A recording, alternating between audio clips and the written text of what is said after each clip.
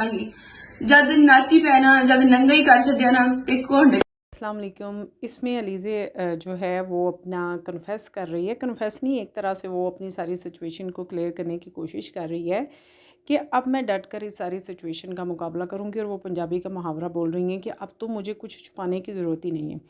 इसके सारे इस जो बयान उसने दिया है, जो भी उसने कहा है, उसमें मुझे एक चीज़ अच्छी लगी है कि इसने उस शख्स की तस्वीर लगाई है और उसका सारा बायोडाटा भी बताया है।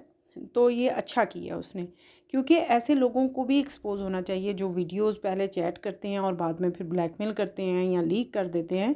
तो उनको भी सामने आना चाहिए। डेफिनेटली उसकी फैमिली, उसके रिलेटिव्स, सब लोगों को पता चले कि ये छुप के ये इंसान किस किस्म का इंसान है, इसके पास ऐसी वीडियोज़ हैं, ये चैट करता है या उसको किसी ने भेजी, सबको मंजर आम पे आना चाहिए। ये बहुत अच्छा है और इसको कंटिन्यू होना चाहिए।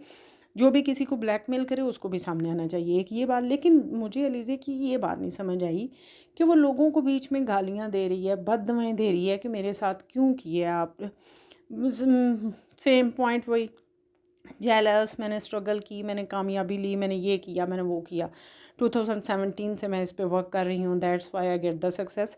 सेम वही पॉइंट, सेम वही चीज़। लोगों को गालियाँ, जो सपोर्ट कर रहे हैं उनका थैंक यू, जो नहीं कर रहे उनको जी कि मैं देख लूँगी या मैं रोड्स पे आ जाऊँगी या मेरे बारे में वीडियो ना बनाएं। तो मेरा ये पॉइंट है कि अलीज़े ये सब क्यों हुआ, ये क्या है, ये इस तस्वीर में आप कौन सा कंटेंट दिखा रही थी? यहाँ पे आप दुपट्टा उतार के लेट के क्यों चैट कर रही थी उससे? अगर आप उससे इस्लामी चैट ही कर रही थी तो ये इस्लामी तरीके से करती। आप गैर मर्दों से चैट करती ही क्यों हैं, चाहे आप नेकेड हुई या नहीं हुई। आप कह रही हैं एडिट है, ये है, वो है, सारा कुछ ही एडिटिंग आपका, क्यों आपका ही पकड़ के कर लिया गया? आपके चैनल के ऊपर कौन सा ऐसा कंटेंट है कि जो बिल्कुल डिफरेंट चीज़ है और आपके साथ हुआ डिफरेंट है?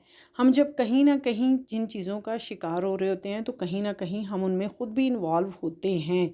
आपने जो वीडियोस बनाना शुरू कर दी चंद डॉलर्स के लिए, पैसों के लिए, वो हम क्या अपने बाप भाई के साथ बैठ के देख सकते हैं?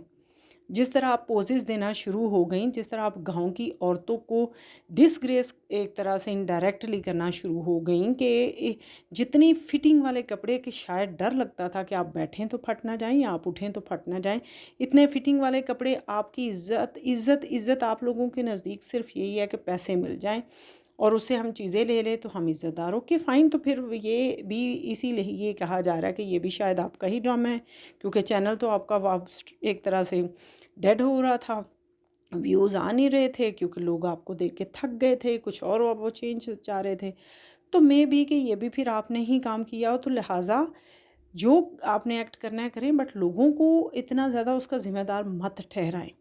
खुद भी पर्सनली बैठ के भी सोचें कि आपने जो जो किया है लोगों के साथ, आप उसकी आंसर आपको भी करना पड़ेगा। आप भी बहुत सारी चीज़ों, बहुत सारी वल्गैरिटी और बहुत सारी ज़ूम कंटेंट बनाने के लिए और बहुत सारा वल्गर कंटेंट बनाने की ज़िम्मेदार हैं। आपको भी इसका आंसर करना पड़ेगा। आप कह रही हैं अल्लाह की मदद आपके साथ है, तो क्या अल्लाह ताला ने इस्लाम में औरत को इसी तरह प्रेजेंट करने का कहा है?